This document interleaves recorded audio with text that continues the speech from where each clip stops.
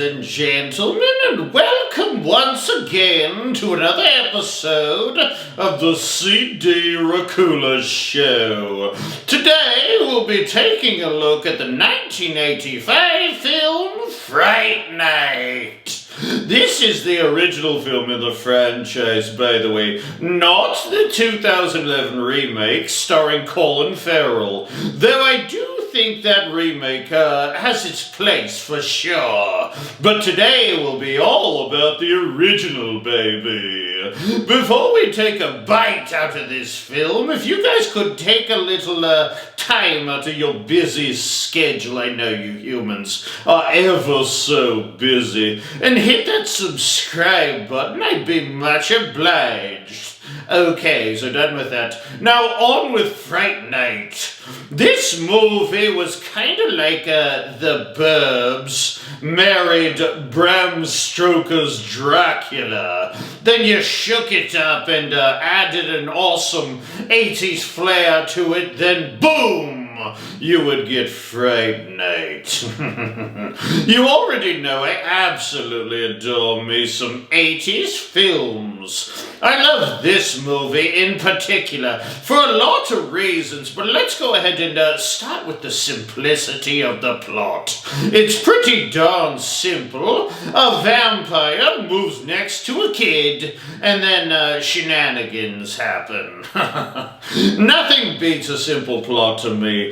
I like the way they stuck with the tried and true vampire myths. They weren't walking around in the daylight, and they could turn into bats and wolves. They could create misty weather, hypnotize people, and they slept in a coffin. And the vampires disliked crosses, as long as the person holding the cross had faith, of course. The makeup and special effects, the characters and the monsters in this story were just absolutely top-notch. And so were the actors that played them. They really told the story for you and made it a lot of fun to watch. So fun. So that's what I'm going to be taking a look at first in this episode. The cast, the characters here.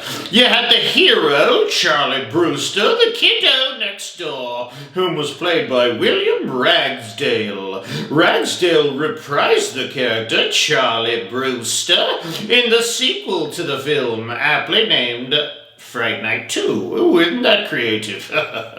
Ragsdale is most famous for his role, of course, as Charlie in this film, but he was in some other horror media, including this gem of a made-for-television movie, Frankenstein, The College Years.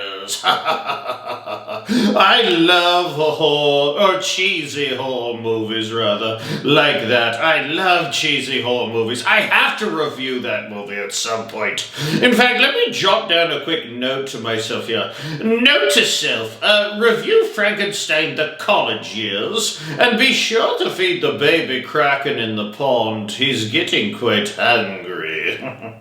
Moving on here with Fright Night's great cast of characters, we have Jerry Dandridge. Oh my goodness. Jerry Dandridge was such a darn good vampire, played by Chris Sarandon, whom was also no stranger to horror, playing a detective in Child's Play and voicing Jack Skellington in The Nightmare Before Christmas, which is, in my not-so-humble opinion, a Halloween film, not a Christmas movie. The characteristics that to me made Jared Dandridge such a great villain was that he was sort of cool and cocky, wasn't he? Remind you of anyone?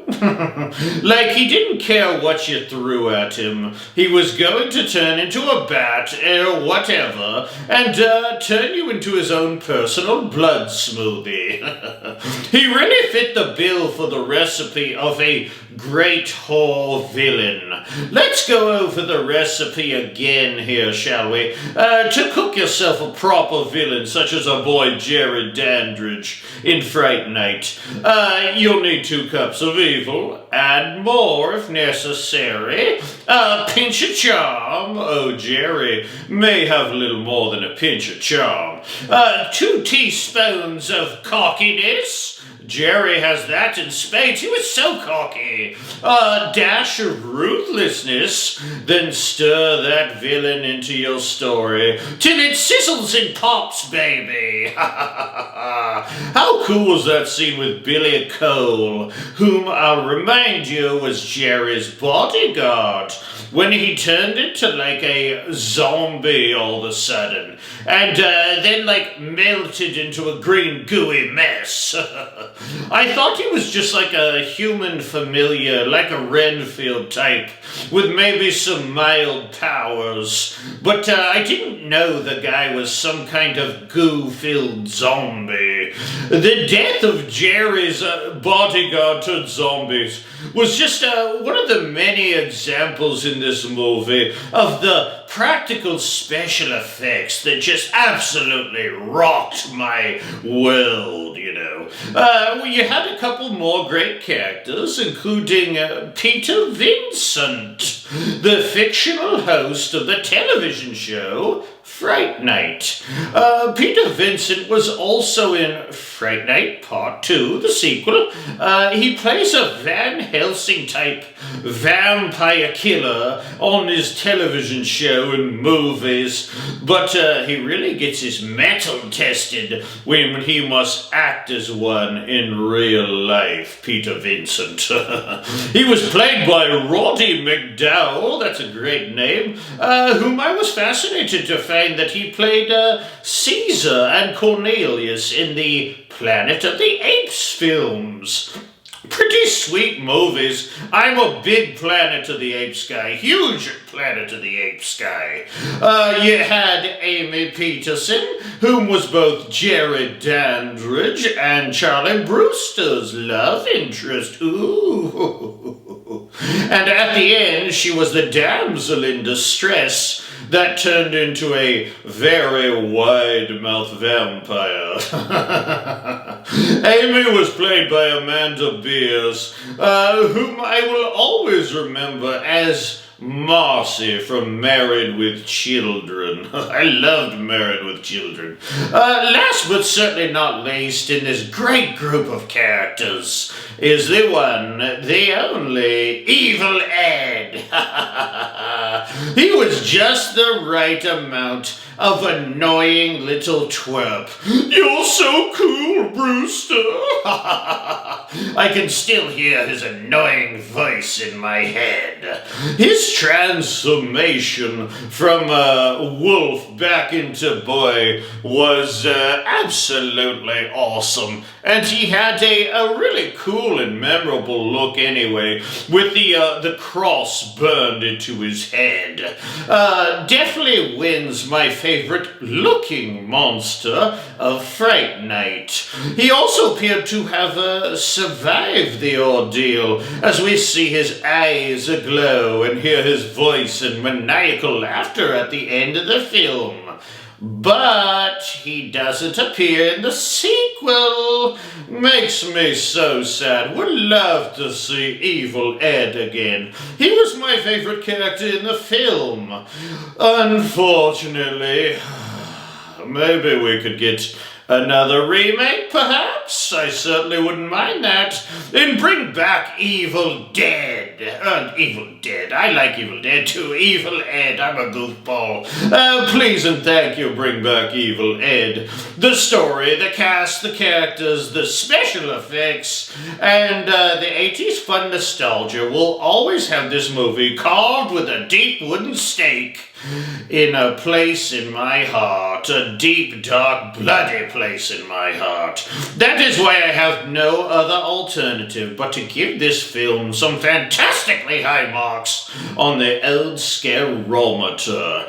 I would like to thank you guys out there in YouTube land for joining me here on this episode of the CD Racoola Show. I love you guys for joining me here for Fright Night. And if you could just remember to hit that subscribe button, I would probably be your best friend. In fact, I would probably move next door to you, and wouldn't that be fun? Please join me next episode of the show when I take a look at the television show It.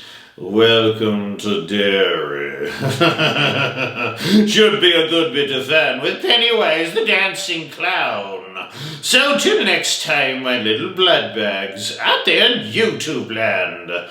If you ever think that a vampire might be living next door to you, just don't go over there and start staking everybody till you're darn sure they really are a vampire. I'm just saying, you know, some of these horror films should come with a warning label on them for all the bozos out there. Anywho, I hope to see you guys next episode of the show. Ta-ta, my dears. Ta-ta.